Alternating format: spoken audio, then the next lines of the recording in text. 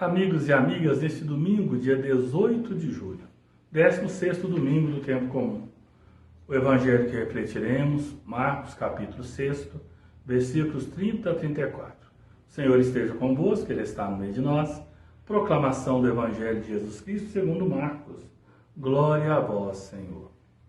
Naquele tempo, os apóstolos reuniram-se com Jesus e contaram tudo que haviam feito e ensinado. Ele lhes disse: vinde sozinhos para um lugar deserto e descansai um pouco. Havia de fato tanta gente chegando e saindo que não tinham tempo nem para comer. Então foram sozinhos de barco para um lugar deserto e afastado. Muitos os viram partir e reconheceram que eram eles.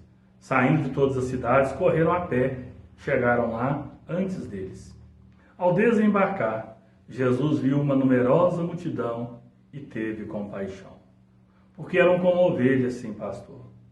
Começou, pois, a ensinar-lhes muitas coisas. Palavra da salvação, glória a vós, Senhor. Os apóstolos chegam da atividade missionária, começam a narrar a sua experiência para Jesus. Olha que bonita a narrativa, contar as histórias, contar aquilo que aconteceu, contar a experiência missionária, as casas, os lugares que visitaram, as famílias, os doentes que curaram, as crianças que abençoaram. A arte de narrar e de contar histórias. Nós estamos perdendo isso no seio de nossas famílias. Eu, quando criança, minha mãe, quase que diariamente, reunia os filhos ao redor de sua cama e contava histórias para nós. Depois sempre tirava uma lição de vida de cada história. É uma pena que nós estamos perdendo essa dimensão da narrativa.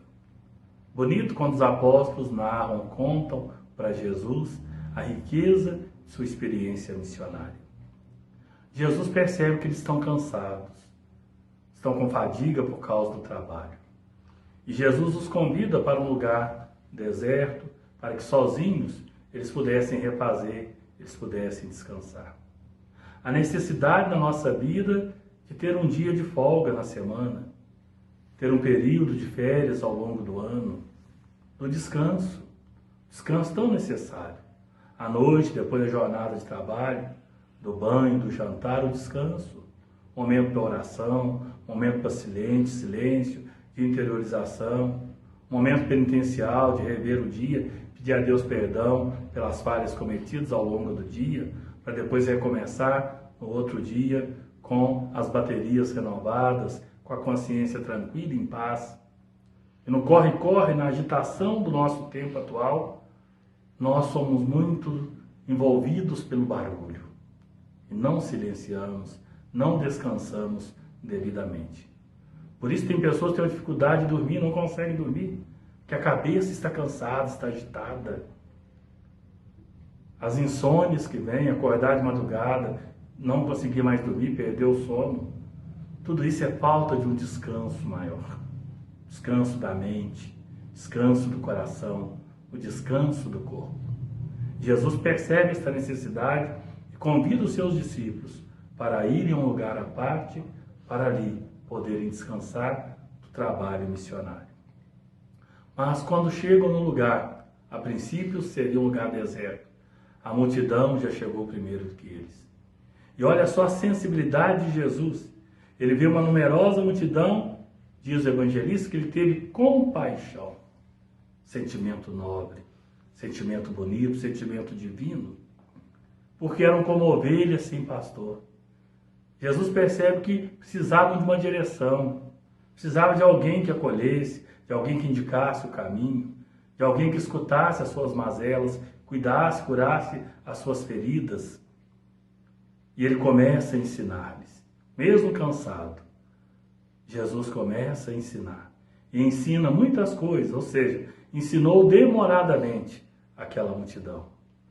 Essa compaixão de Jesus, um sentimento divino que nós devemos sentir, nós devemos ter para com o nosso próximo, para com o nosso semelhante. E devemos procurar também guiar, orientar, instruir, mas acima de tudo escutar. Sabemos hoje o quanto que os consultórios, os psicólogos, os canalistas, os consultórios estão cheios. De pessoas que vão atrás de um ouvido que possa ouvi-las, possa escutá-las, possa ajudá-las apenas ouvindo. E depois dando algumas orientações. O mais importante é a necessidade de falar. E Jesus nos ensina que é preciso, mesmo em meio ao cansaço, é preciso parar para escutar a demanda do outro. E sobretudo quando acontece a escuta pastoral, a escuta do pastor que quer cuidar da ovelha, que quer cuidar do seu rebanho.